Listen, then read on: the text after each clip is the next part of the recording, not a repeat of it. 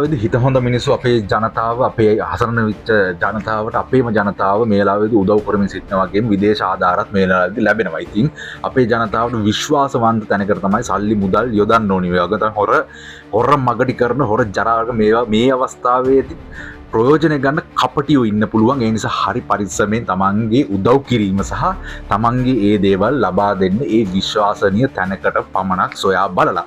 ඒ වගේ තමයි විදේශයේ සහ ලංකාවේ ඉන්න අයට ආධාර මුදල් කරන්න පුළුවන් රජයේ අංකයක්ද දීලා තියෙනවා. මම ඒ ටික දානවා නිවැරදිව.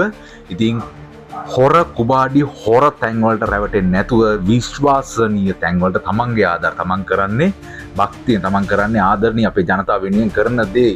ඉතින් ඒකෙනුත් අවස්ථාවාදී ප්‍රයෝජන ගන්න අයත් ඉන්න පුළුවන් කපටි හැත්ත.